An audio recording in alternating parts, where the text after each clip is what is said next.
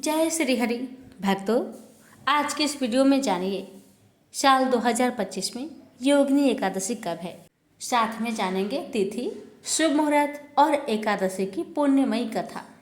आषाढ़ माह के कृष्ण पक्ष की एकादशी को योगिनी एकादशी का व्रत रखा जाता है। इस साल योगिनी एकादशी 21 जून दिन शनिवार को रखा जाएगा। पांचांग के आधार पर योगिनी एकादशी पर भद्र का साया रहने वाला है। एकादशी व्रत भगवान विष्णु व माता लक्ष्मी जी को समर्पित है। मान्यता है कि इस दिन जगत के पालनहार भगवान विष्णु व मां लक्ष्मी की विधिवत पूजा करने से मनवांछित फल की प्राप्ति होती है। भक्तों, आइए जानते हैं कि योगिनी एकादशी पर भद्रा का साया कब रहेगा। हिंदू पंचांग के अनुसार योगिनी एकादशी पर भद्रा सुबह 5:24 से सुबह 7:18 तक रहेगी। हिंदू धर्म में भद्रा काल को पूजा पाठ करने के लिए अशुभ माना गया है। अब आइए जानते हैं योगिनी एकादशी व्रत की पूजन मुहूर्त के बारे में। भक्तों, योगिनी एकादशी पर पूजन का ब्रह्म मुहूर्त सुबह 4:04 से सुबह 4:44 बजे तक रहेगा। अभिजीत मुहूर्त सुबह 11:55 से लेकर दोपहर 12:51 तक रहेगा। अमृतकाल दोपहर 1:12 से लेकर दोपहर 2:41 तक रहेगा। योगिनी एकादशी व्रत पारण का समय रहेगा 22 जून को। व्रत पारण का शुभ मुहूर्त दोपहर 1:47 से शाम 4:35 तक। प्यारे भक्तों, हिंदू धर्म की मान्यताओं के अनुसार योगिनी एकादशी के व्रत करने से व्यक्ति को सभी पापों से मुक्ति मिलती है। 88,000 ब्राह्मणों को भोजन कराने के बराबर पुण्य की प्राप्ति होती है। जीवन में सुख समृद्धि का आगमन होता है। तो आइए अपने जीवन की मंगल कामना को करते हुए आज की इस दिव्य कथा का रसपान करें। भगवान विष्णु, माँ लक्ष्मी की कृपा आप पर, आपके पूरे परिवार पर सदा सर्वदा बनी रहे, यही हमारी कामना है, भगवान से प्रार्थना है। प्रेम से बोलिए जय श्री गणेश। धर्मराज युधिष्ठिर ने भगवान श्री कृष्ण से कहा, हे त्रिलोकीनाथ, मैंने ज्येष्ठ माह के शुक्ला पक्ष की निर्जला एकादशी की कथा सुनी। अब आप कृपा करके आषाढ़ माह के कृष्णा पक्ष की एकादशी की कथा सुनाइए। इस एकादशी का नाम तथा महात्म्य क्या है, सो अब मुझे विस्तार पूर्वक बतलाइए। श्री कृष्ण ने कहा, हे पांडुपुत्र, आषाढ़ माह के कृष्णा पक्ष की एकादशी का नाम योगिनी एकादशी है। इसके व्रत से सभी पाप नष्ट हो जाते हैं। यह व्रत इस लोक में भोग तथा परलोक में मुक्ति देने वाला है। यह एकादशी तीनों लोकों में प्रसिद्ध है। इसके व्रत से सभी पाप नष्ट हो जाते हैं। तुम्हें मैं पुराण में कही हुई कथा सुनाता हूँ, ध्यान पूर्वक श्रवण करो। कुबेर नाम का एक राजा अलकापुरी नाम की नगरी में राज्य करता था। वह बड़े ही नेमी धर्मी राजा था और भगवान शिव के उपासक थे। आंधी आए, तूफान आए, कोई भी बाधा उन्हें भगवान शिव की पूजा करने से नहीं रोक सकती थी। भगवान शिव के पूजन के लिए उनके लिए हेम नामक एक माली फूलों की व्यवस्था करता था। वह हर रोज पूजा से पहले राजा कुबेर को फूल देकर जाया करता। हेममाली अपनी पत्नी विशालाक्षी से बहुत प्रेम करता था। वह बहुत सुंदर स्त्री थी। एक दिन हेम पूजा के लिए पुष्प तो ले आया, लेकिन रास्ते में उसने सोचा, अभी पूजा में तो समय है, क्यों ना घर चला जाए। घर आने के बाद अपनी पत्नी को देखकर कामासक्त हो गया और उसके साथ रमन करने लगा। उधर पूजा का समय बीता जा रहा था और राजा कुबेर पुष्प न आने से व्याकुल हुए जा रहे थे। हेममाली की राह देखते देखते जब राजा कुबेर को दोपहर हो गई तो उसने क्रोधपूर्वक अपने सेवकों को आज्ञा दी कि तुम लोग जाकर पता लगाओ कि हेममाली अभी तक पुष्प लेकर क्यों नहीं आया। जब सेवकों ने उसका पता लगा लिया तो राजा के पास जाकर बताया, हे राजन, वह हेममाली अपनी स्त्री के साथ रमन कर रहा है। इस बात को सुन राजा कुबेर ने हेममाली को बुलाने की आज्ञा दी। डर से कांपता हुआ हेममाली राजा के सामने उपस्थित हुआ। उसे देखकर कुबेर को अत्यंत क्रोध आया। राजा ने कहा, अरे अधम, तूने मेरी परम पूजनीय देवों के भी देव भगवान शिव जी का अपमान किया है। मैं तुझे श्राप देता हूँ कि तू स्त्री के वियोग में तड़पे और मृत्यु लोक में जाकर कोढ़ी का जीवन व्यतीत करे। कुबेर के श्राप से वह तत्क्षण स्वर्ग से पृथ्वी पर आ गिरा और कोढ़ी हो गया। उसकी स्त्री भी उससे बिछड़ गई। मृत्यु लोक में आकर उसने अनेक भयंकर कष्ट भोगे, किंतु शिव जी की कृपा से उसकी बुद्धि मलिन ना हुई और उसे पूर्व जन्म की भी सुध रही। अनेक कष्ट को भोगता हुआ तथा अपने पूर्व जन्म के कुकर्मों को याद करता हुआ वह हिमालय पर्वत की तरफ चल पड़ा। एक दिन घूमते घूमते मार्कंडेय ऋषि के आश्रम में पहुंच गया। वह ऋषि अत्यंत वृद्ध तपस्वी थे। वह दूसरे ब्रह्मा के समान प्रतीत हो रहे थे और उनका वह आश्रम ब्रह्मा की सभा के समान शोभा दे रहा था। ऋषि को देखकर हेममाली वहां गया और उन्हें प्रणाम करके उनके चरणों में गिर पड़ा और महर्षि के पूछने पर अपनी व्यथा से उन्हें अवगत करवाया। मार्कंडेय ऋषि ने कहा, तुमने मेरे सम्मुख सत्य वचन कहे हैं, इसलिए मैं तुम्हें एक उपाय बताता हूँ। आषाढ़ मास के कृष्ण पक्ष को योगिनी एकादशी होती है। इसका विधि पूर्वक व्रत यदि तुम करोगे तो तुम्हारे सब पाप नष्ट हो जाएंगे। महर्षि की वचन सुन हेममाली ने ऋषि को साष्टांग प्रणाम किया और उनके बताए अनुसार योगिनी एकादशी का व्रत किया।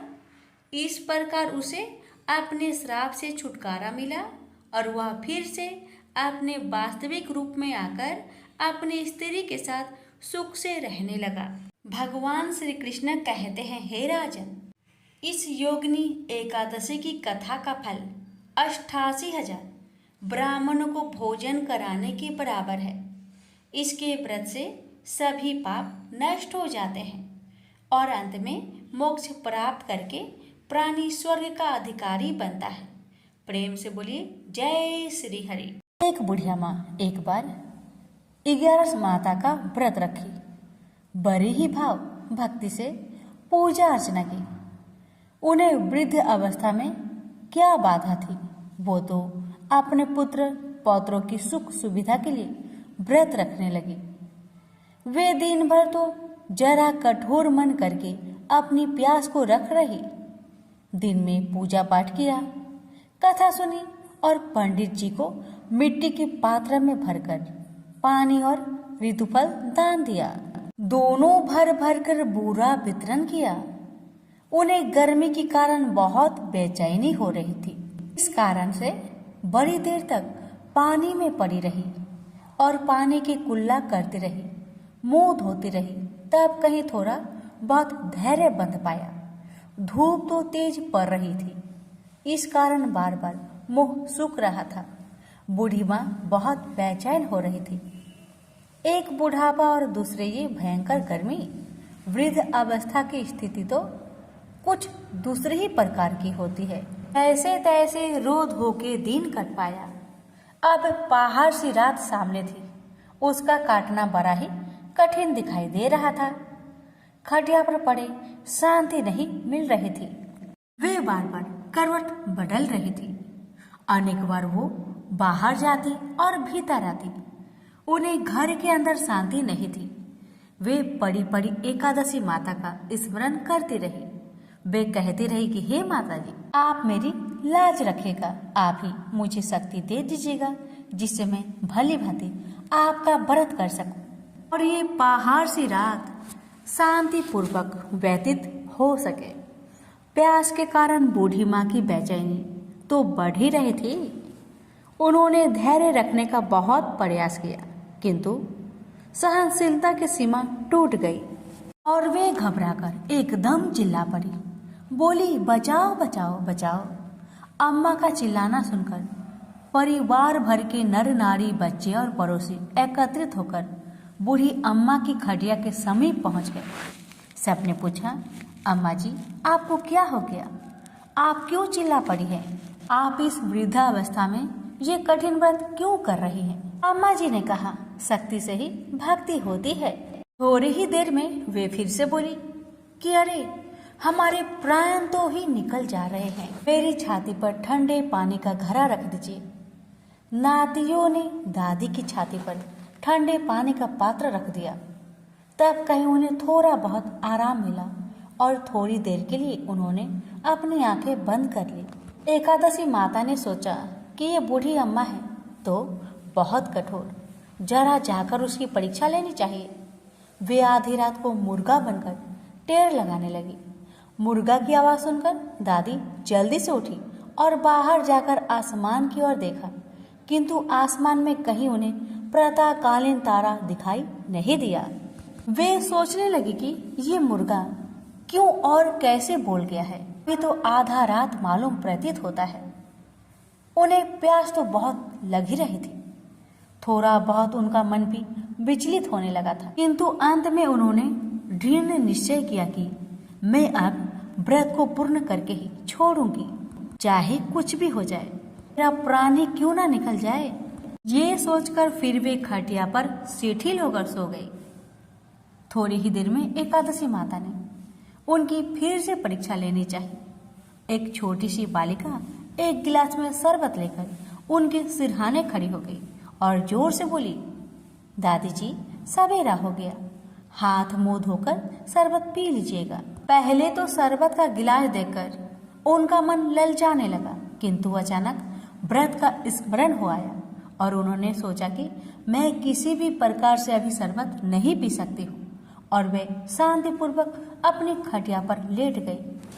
फिर थोड़ी देर में उन्हें ऐसा लगा कि जैसे किसी ने उन्हें पानी के कुएं में पटक दिया हो। वे बड़ी देर तक उस कुएं में हाथ पांव चलाती रही, किंतु उन्होंने अपने मुख में पानी की एक बूंद भी नहीं जाने दी और वे दृढ़तापूर्वक अपना व्रत पालन करती रही। थोड़ी ही देर में न जाने कहां से सामने आग जलने लगी, जिससे भारी गर्मी बढ़ने लगी। प्यास के कारण प्राण निकलने लगे, किंतु बूढ़ी अम्मा का कुछ भी नहीं बिगड़ पाया। वे जहां की तहां मुस्कुराती हुई बैठी रही। थोड़ी ही देर में बाहर प्रकाश दिखाई देने लगा। ऐसा लगा कि जैसे सवेरा हो आया। बूढ़ी अम्मा ने जब बाहर निकलकर देखा तो समझ गई कि अभी सवेरा होने में 3-4 घंटे की देरी है। यह जानकर वे शांतिपूर्वक इधर उधर घूमने फिरने लगी। एकादशी माता ये बात अच्छी तरह से समझ गई कि ये बूढ़ी अम्मा किसी भी प्रकार से अपने व्रत से नहीं टल सकती। वे उनके सत्य व्रत को ही अच्छी तरह से समझ गई। सवेरा होते ही बूढ़ी माँ ने स्नान किया, भगवान का पूजा पाठ किया, एकादशी माता की कथा सुनी, ब्राह्मणों को दक्षिणा देकर भोजन करवाया। तब कहीं बूढ़ी अम्मा ने जल ग्रहण किया। कन्याओं को भोजन कराने के बाद अम्मा ने भोजन किया। उस श्रेष्ठ व्रत के प्रताप से बूढ़ी अम्मा की आयु में वृद्धि हो गई। उनका घर परिवार हरा भरा हो गया। घर में अब उनके कोई भी अभाव नहीं रहा। वे हर तरह के सुख साधनों से संपन्न हो गई। नाती नातिनों से उनका घर भर गया और वे उसी दिन से 12 महीने की एकादशी का व्रत करने लगी। एकादशी माता के व्रत के प्रताप से इस संसार में हर प्रकार के सुख भोग कर अंत में बैकुंठ धाम को चली गई। से बोलिए एकादशी माता की जय। अति प्राचीन काल की बात है। द्रविड़ देश में एक पांड्यवंशी राजा राज्य करते थे। उनका नाम था इंद्रधुम्न। वे भगवान की आराधना में ही अपना अधिक समय व्यतीत करते थे। यद्यपि उनके राज्य में सर्वत्र सुख शांति थी, प्रजा प्रत्येक रीति से संतुष्ट थी। तथापि राजा इंद्रद्युम्न अपना समय राज्य कार्य में कम ही दे पाते थे। वे कहते थे कि भगवान विष्णु ही मेरे राज्य की व्यवस्था करते हैं, अतः वे अपने इष्ट परम प्रभु की उपासना में ही ददचित रहते थे। राजा इंद्रद्युम्न के मन में आराध्य आराधना की लालसा उत्तरोत्तर बढ़ती ही गई। इस कारण वे राज्य का त्याग कर मलय पर्वत पर रहने लगे। उनका भेष तपस्वियों जैसा था। सिर के बाल बढ़कर जटा के रूप में हो गए थे। वे निरंतर परम ब्रह्मा परमात्मा की आराधना में तल्लीन रहते थे। उनके मन और प्राण भी श्री हरि के चरण कमलों में मधुकर बने रहते। इसके अतिरिक्त उन्हें जगत की कोई वस्तु नहीं सुहाती। उन्हें राज्य, कोष, प्रजा तथा पत्नी आदि किसी प्राणी या पदार्थ की स्मृति ही नहीं होती थी। एक बार की बात है, राजा इंद्रद्युम्न प्रतिदिन की भांति स्नान आदि से निवृत्त होकर सर्वसमर्थ प्रभु की उपासना में तल्लीन थे। उन्हें ब्रह्मा जगत का तनिक भी ध्यान नहीं था। संयोग बस उसी समय महर्षि अगस्त्य अपने समस्त शिष्यों के साथ वहां पहुंच गए, लेकिन न पाद्य न अर्घ्य और न स्वागत। मौन व्रती राजा इंद्रद्युम्न परम प्रभु के ध्यान में निमग्न थे। इससे महर्षि अगस्त्य कुपित हो गए। उन्होंने इंद्रद्युम्न को श्राप दिया, इस राजा ने गुरुजनों से शिक्षा नहीं ग्रहण की है और अभिमान बस परोपकार से निवृत्त होकर मनमानी कर रहा है। ब्राह्मणों का अपमान करने वाला यह राजा हाथी के समान जड़ बुद्धि है, इसलिए इसे घोर अज्ञानमयी हाथी की योनि प्राप्त हो। महर्षि अगस्त्य भगवत दंभ इंद्रद्युम्न को यह श्राप देकर चले गए। राजा इंद्रद्युम्न ने इसे श्री भगवान का मंगलमय विधान समझकर प्रभु के चरणों में सिर रख दिया। क्षीरवीद में 10 सहस्त्र योजन लंबा, चौड़ा और ऊंचा त्रिकूट नामक एक पर्वत था। वहां पर वैद्य अत्यंत सुंदर एवं श्रेष्ठ था। उस पर्वतराज त्रिकूट की तराई में ऋतुमान नामक भगवान वरुण का कीड़ा कानन था। उसके चारों ओर दिव्य वृक्ष सुशोभित थे। वे वृक्ष सदा पुष्पों और फूलों से लदे रहते थे। उसी कीड़ा कानन ऋतुमान के समीप पर्वत श्रेष्ठ त्रिकूट के गहन वन में हथिनियों के साथ एक अत्यंत शक्तिशाली और अमित पराक्रमी गजेंद्र रहता था।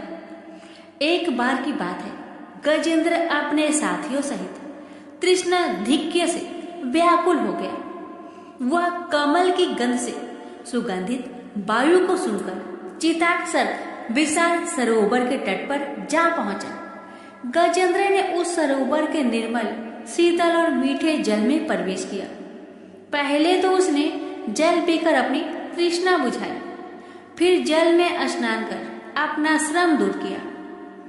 तत्पश्चात उसने जल क्रीड़ा आरंभ कर दी। वह अपनी सूर में जल भरकर उसकी फुहारे से हाथनियों को स्नान कराने लगा। तभी अचानक गजेंद्र ने सूर उठाकर चित्कार की। पता नहीं किधर से एक मगर ने आकर उसका पैर पकड़ लिया था। गजेंद्र ने अपना पैर छुड़ाने के लिए पूरी शक्ति लगाई, परंतु उसका बस नहीं चला, पैर नहीं छूटा। अपने स्वामी गजेंद्र को ग्रहग्रस्त देखकर हथनिया, कला और अन्य गज अत्यंत व्याकुल हो गए। वे सूर उठाकर चिघाड़ने और गजेंद्र को बचाने के लिए सरोवर के भीतर बाहर दौड़ने लगे। उन्होंने पूरी चेष्टा की, लेकिन सफल नहीं हुए। वस्तुतः महर्षि अगस्त्य के श्राप से राजा इंद्रद्युम्न ही गजेंद्र हो गए थे और गंधर्व श्रेष्ठ हुहु महर्षि देवल के श्राप से ग्राह हो गए थे। वे भी अत्यंत पराक्रमी थे। संघर्ष चलता रहा।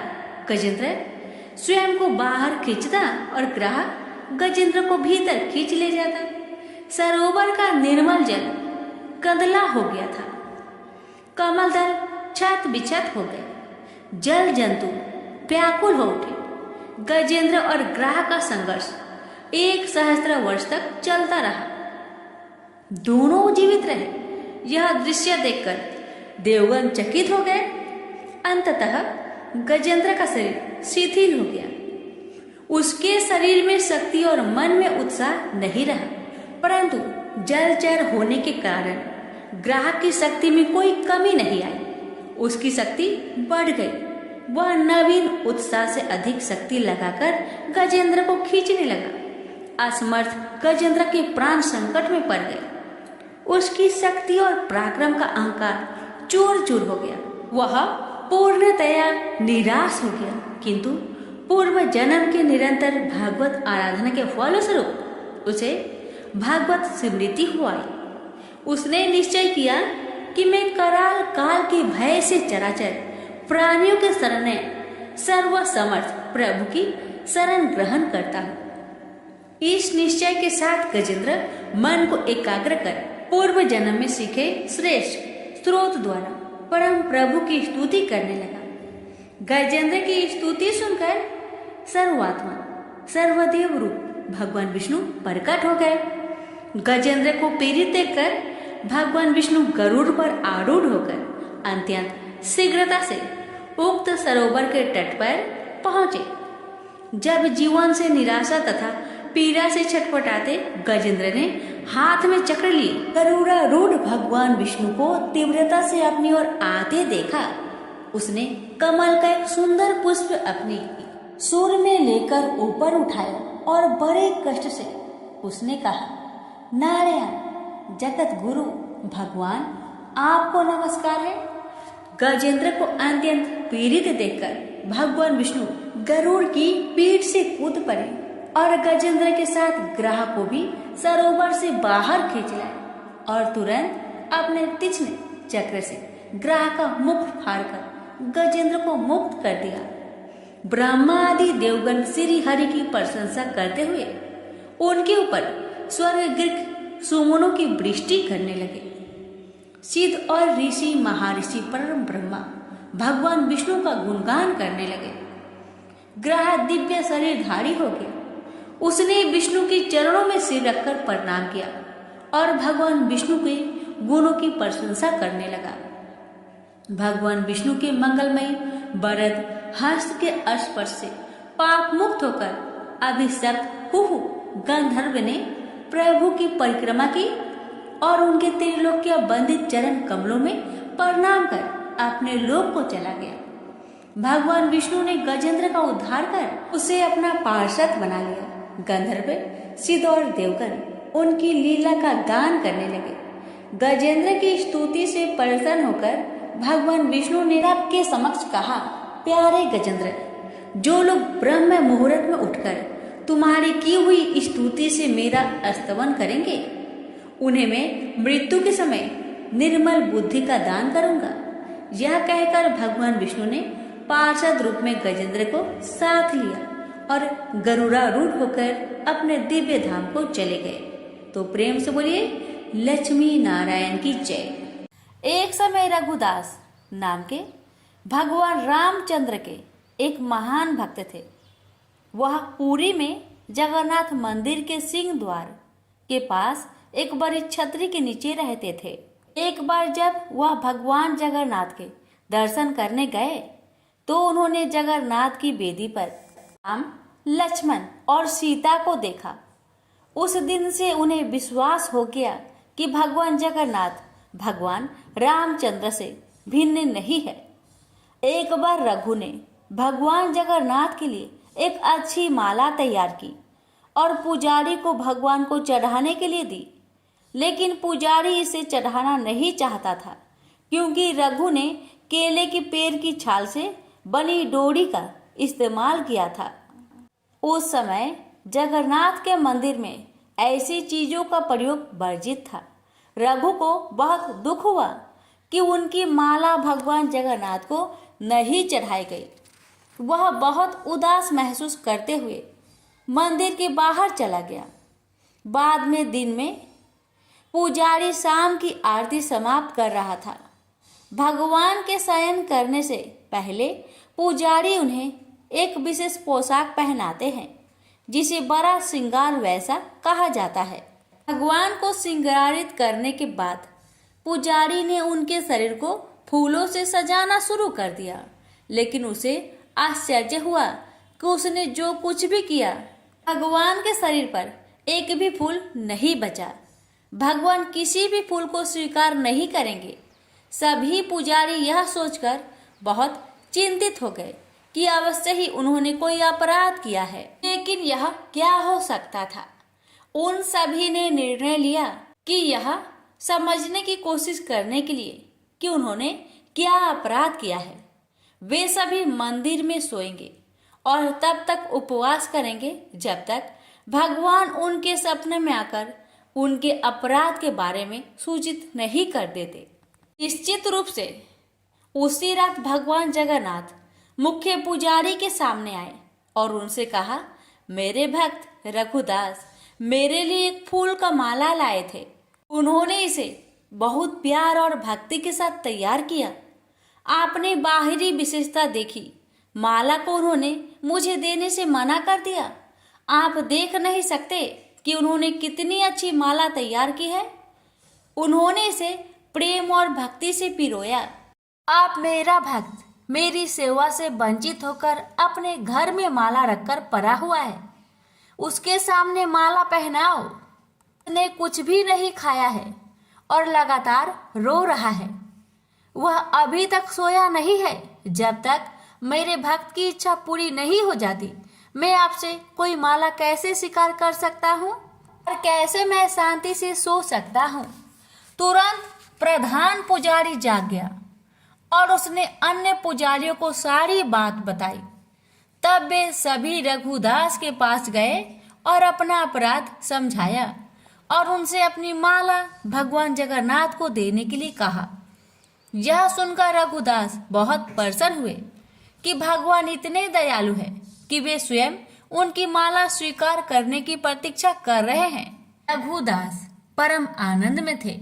एक बार रघुदास बहुत गंभीर रोग से पीड़ित हो गए। उनकी तबीयत इतनी खराब हो गई कि वह बिस्तर से उठ भी नहीं पा रहे थे। उन्हें अपने बिस्तर में ही मल त्याग करना पड़ा। बदबू बहुत बुरी थी। रघुदास बहुत बीमार होने के कारण खुद की मदद करने में असमर्थ होकर बेहोश हो गए। एक छोटा लड़का रघुदास की सेवा के लिए आ रहा था। उन्होंने उसके शरीर को साफ किया और चंदन लगाया और गंध को दूर करने और कमरे को शुद्ध करने के लिए अच्छी सुगंधित चीजें पेश की। जब रघु को होश आया तो उन्होंने पाया कि वह लड़का स्वयं भगवान जगन्नाथ थे। रघु ने भगवान जगन्नाथ से कहा, मेरे प्रिय भगवान, आप यहाँ क्या कर रहे हैं? मेरी यह निम्न सेवा करके आप मुझे अपराधी बना रहे हैं। मैं आपसे सेवा प्राप्त करके और अधिक पापी बन रहा हूँ। हे भगवान, आप बहुत दयालु हैं। आप ब्रह्मांड के स्वामी हैं। आप सब कुछ करने में समक्ष है। यदि आप चाहे तो आप मेरी बीमारी को आसानी से ठीक कर सकते हैं। मुझे ठीक करने के बजाय आप मेरी यह निम्न सेवा क्यों कर रहे हैं? भगवान ने उत्तर दिया, हाँ, मैं तुम्हें आसानी से ठीक कर सकता हूँ, लेकिन मैं चाहता हूँ कि तुम अपने सभी प्रबंध कर्मों से मुक्त हो जाओ, ताकि तुम इस जीवन के अंत में मेरे निवास पर वापस जाओ। तुम्हें ये भी जानना चाहिए कि जैसे कि मेरे भक्तों को मिलता है, मेरी सेवा करने से सुख मिलता है, मुझे भी अपने भक्तों की सेवा करने से सुख मिलता है। मैं सदैव आपकी सेवा करना चाहता हूँ। मुझ में और मेरे भक्त में कोई अंतर नहीं है। इस प्रकार भगवान और रघु के बीच बहुत घनिष्ठ संबंध थे। रघु बहुत सरल थे और उनका स्वभाव एक छोटे लड़के जैसा था। भगवान जगन्नाथ के साथ उनके संबंध बहुत मैत्रीपूर्ण थे। कभी कभी भगवान एक लड़की के रूप में उनके पास आते थे और वे दोनों एक साथ खेलते थे। यह सामान्यतः लोगों को ज्ञात था कि भगवान रघु के साथ खेलने के लिए उनके पास आए थे। सभी लोग रघु का आदर करते थे। वह बहुत प्रसिद्ध थे और लोगों के बीच भगवान जगन्नाथ के मित्र के रूप में जाने जाते थे। एक बार जगन्नाथ रघु के पास आए और उससे कहा कि वह राजा के बगीचे से कटहल चुराने के लिए उसके साथ चले। रघु ने कहा, तुम कटहल क्यों चुराना चाहते हो? यदि तुम्हें कटहल खाने की इच्छा है तो मुझे बताओ, मैं तुम्हारे लिए एक अच्छा कटहल लाऊंगा। भगवान जगन्नाथ ने उत्तर दिया, इस प्रकार मुझे अपने भक्त से सब कुछ मिल रहा है। वास्तव में मेरे पास सब कुछ है। माता यशोदा मुझे इतना मक्खन खिलाती थी और मुझे आनंद देती थी, लेकिन फिर भी मैं इस उद्देश्य के लिए दूसरे के घर जाता हूँ, माखन चुराने का। चुराई हुई चीजें खाने में एक विशेष आनंद होता है। आज मैं चाहता हूँ कि आप चोरी का वह आनंद महसूस करें। कृपया मेरे साथ आए। असहाय होकर रघु भगवान के प्रस्ताव पर सहमत हो गया और उनके साथ चला गया। वे दोनों राजा के बगीचे में दाखिल हुए। जगन्नाथ ने रघु से कहा, तुम पेड़ पर चढ़ जाओ, मैं जमीन पर खड़ा रहूंगा। तुम सबसे अच्छा और सबसे बड़ा कटहल तोड़कर नीचे फेंक देना, मैं यही खड़ा होकर उसे पकड़ लूंगा, फिर हम दोनों भाग जाएंगे। रघु ने भगवान की आदेश का ठीक वैसे ही पालन किया जैसे उन्होंने निर्देश दिया था। वह कटहल के पेड़ पर चढ़ गया और सबसे अच्छे और बड़े कटहल को ढूंढ निकाला, उसे तोड़ लिया।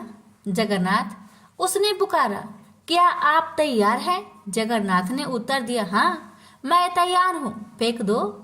रघु ने कटहल नीचे फेंक दिया, यह उम्मीद करते हुए कि जगन्नाथ उसे पकड़ लेंगे। लेकिन जगन्नाथ कहाँ थे? वह भाग गए थे। कटहल को पकड़ने वाला कोई नहीं था। वह बड़ी आवाज करते हुए जमीन पर गिरा और फट गया। जब राजा के माली ने आवाज सुनी तो वह समझ गया कि कोई कटहल चुराने के लिए बगीचे में घुसा है। वह तुरंत मौके पर भागा और देखा कि बड़ा कटहल जमीन पर खुला पड़ा था। फिर भी उसने आसपास किसी को नहीं देखा। जब उसने ऊपर देखा तो उसे रघुदास पेड़ पर बैठे दिखे। माली तुरंत राजा के पास गया और उसे बताया कि रघुदास उसके बगीचे से कटहल चुरा रहा था। वह अभी भी वही पेड़ की चोटी पर बैठा है। उसने उत्साहपूर्वक राजा से कहा। राजा को विश्वास नहीं हो रहा था कि रघु कटहल चुराने के लिए उसके बगीचे में घुसा था। इसलिए राजा ने अपने मंत्रियों को इकट्ठा किया और उस स्थान पर गए जहां माली ने संकेत किया था। वह रघुदास को पेड़ पर बैठे और कटहल को जमीन पर पड़ा देखकर आश्चर्यचकित रह गया। राजा के अनुरोध पर रघु पेड़ से नीचे उतर आया। राजा ने रघु से पूछा, मेरे प्रिय प्रभु, यदि तुम कटहल खाना चाहते थे तो आधी रात को मेरे बगीचे में आकर पेड़ पर चढ़ने की परेशानी क्यों उठा रहे हो? तुम मुझे बता सकते थे, मैं कर सकता था। कटहल उठाया और तुम्हारे घर भेज दिया। रघु ने राजा को पूरी कहानी बताई कि कैसे भगवान जगन्नाथ ने उसे धोखा दिया था। भगवान की लीला सुनकर सभी को आनंद आ गया और सभी हंस पड़े। उन्होंने रघु की महानता की प्रशंसा की।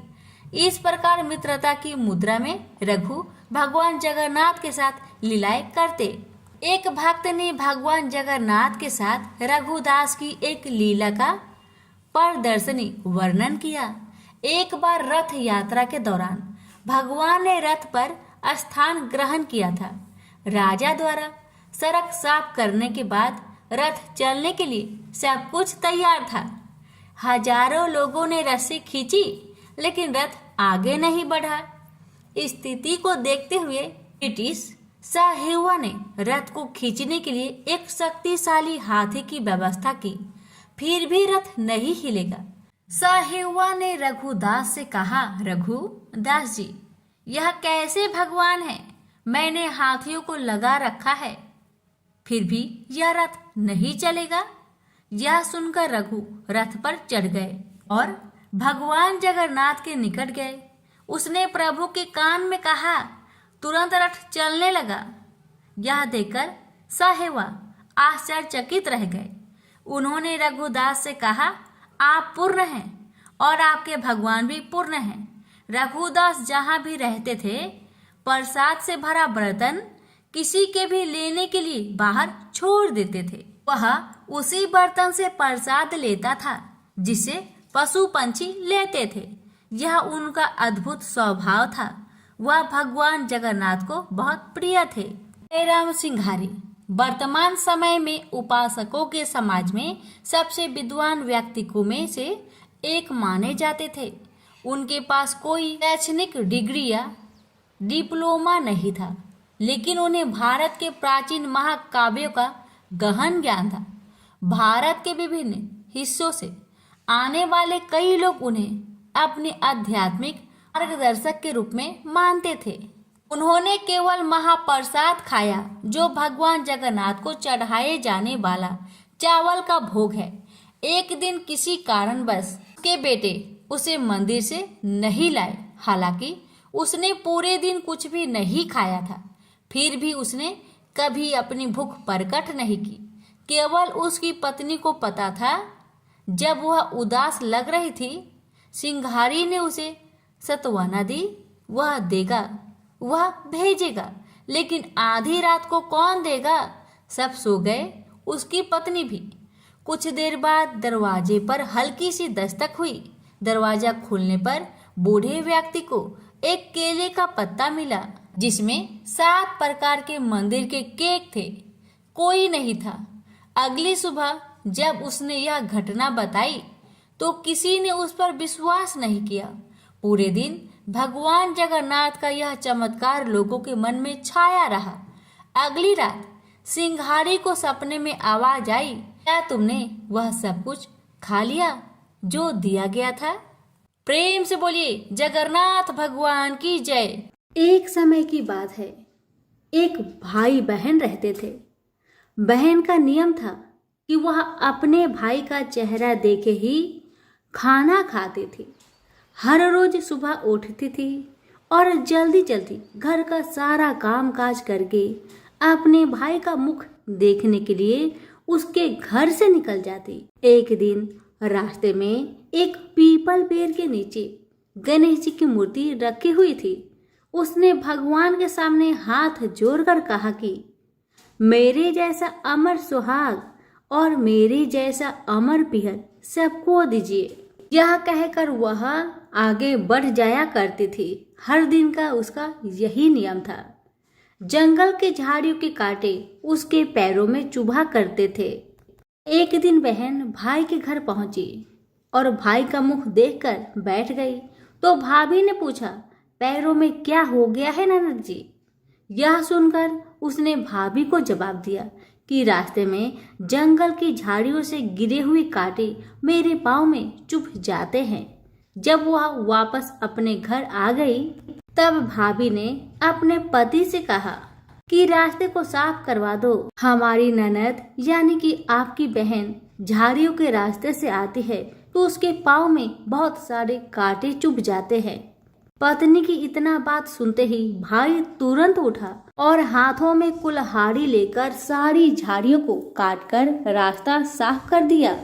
और इसी कारण से गणेश जी का स्थान भी वहां से हट गया। यह देखकर भगवान गुस्सा हो गए और उसके भाई के प्राण को हर लिए। लोग अंतिम संस्कार के लिए जब भाई को ले जा रहे थे तब उसकी भाभी रोती हुई लोगों से कही, थोड़ी देर रुक जाओ, उसकी बहन आने वाली है। वह अपने भाई का मुख देखे बिना नहीं रह सकती। उसका यह हर दिन का नियम है। तब लोगों ने कहा, आज तो देख लेगी पर कल कैसे देखेगी?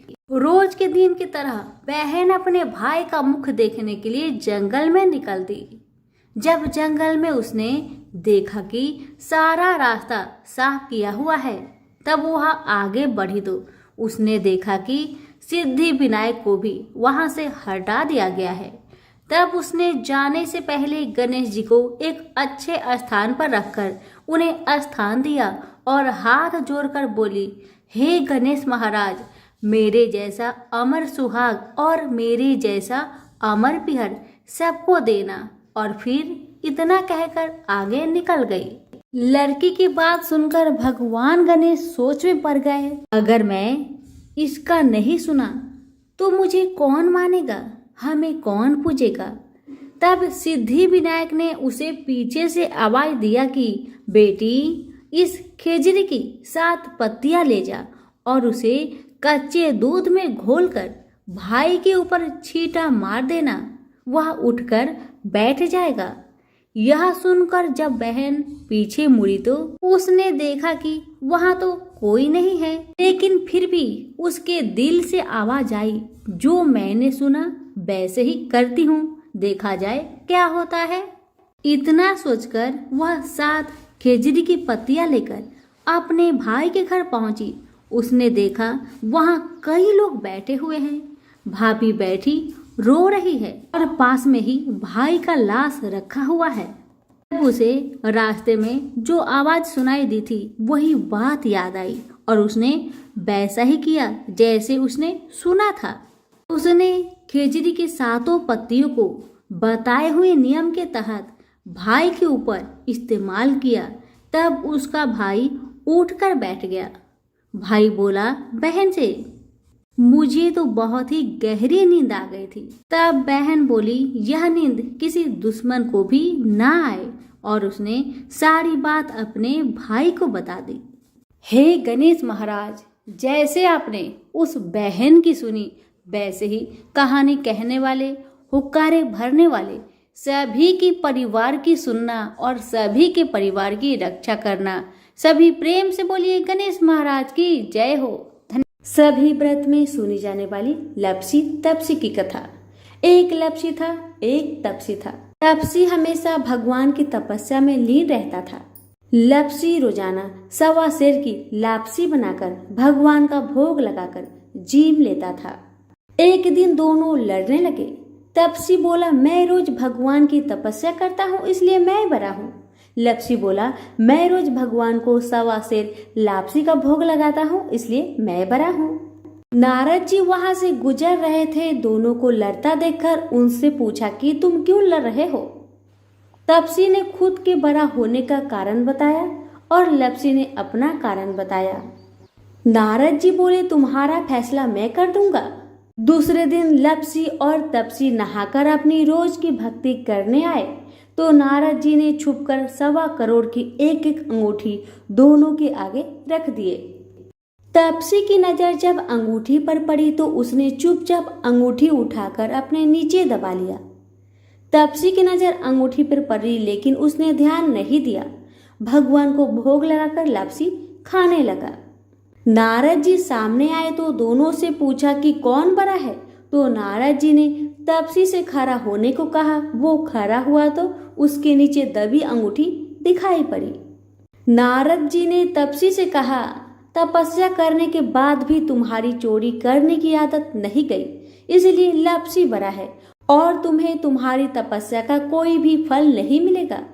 तपसी शर्मिंदा होकर माफी मांगने लगा। उसने नारद जी से पूछा मुझे मेरी तपस्या का फल कैसे मिलेगा। नारद जी ने कहा यदि कोई गाय और कुत्ते की रोटी नहीं बनाएगा तो फल तुझे मिलेगा। यदि कोई ब्राह्मण को भोजन करवाकर दक्षिणा नहीं देगा तो वह फल तुझे मिलेगा। यदि कोई साड़ी के साथ ब्लाउज नहीं देगा तो फल तुझे मिलेगा। यदि कोई दिए से दिया जलाएगा तो फल तुझे मिलेगा। यदि कोई सारी कहानी सुने लेकिन तुम्हारी कहानी नहीं सुने तो फल तुझे मिलेगा। उसी दिन से हर व्रत कथा कहानी के साथ लपसी तपसी की कहानी भी सुनी और कही जाती है।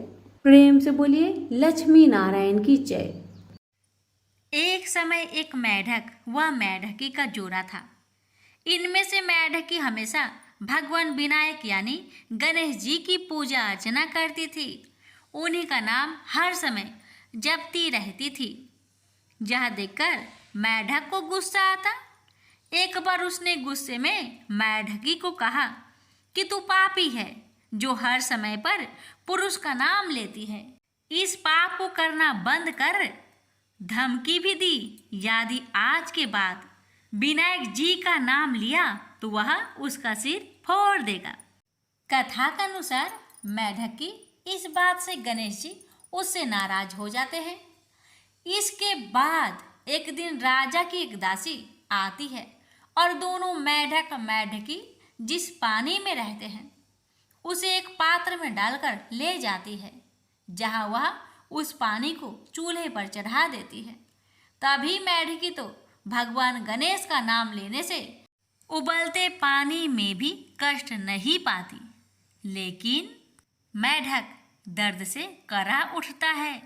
गर्म पानी में भी जब वह मेढकी को बिना कष्ट के देखता है तो वह उससे इसका कारण पूछता है। इस पर वह गणेश जी को ही उसका संकट दूर करने वाला बताते हुए मेढक को भी ऐसा ही करने को कहती है। ये सुन जान बचाने के लिए मेढक गणेश जी का नाम लेने लगता है। इससे गणेश जी प्रसन्न हो जाते हैं।